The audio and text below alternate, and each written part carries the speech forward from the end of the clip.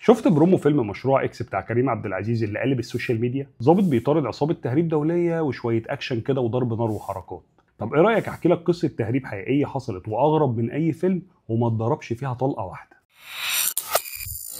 المانيا وقت الحصار كان صعب دخول السلع ليها جدا، وده كان مخلي السلع في المانيا غاليه جدا.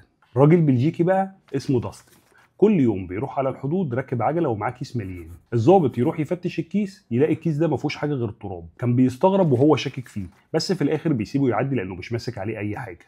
وكل يوم يروح الراجل الحدود وراكب العجله ومعاه كيس التراب. وعدت سنين كتير قوي والراجل كل يوم بيعمل كده، والضابط متاكد ان داستن في حاجه بيهربها. وبعد فتره الراجل ده مات وساب وراه ثروه كبيره جدا، وكل الناس كانت عارفه ان هو بيهرب حاجه بس محدش عارف هي ايه. حتى مراته ما كانتش تعرف. وفي يوم من الايام مراته كانت بتقلب في حاجته لقت دفتر صغير مكتوب فيه مذكراته.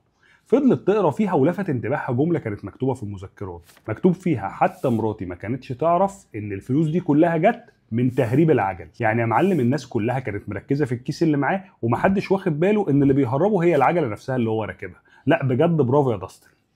سلام.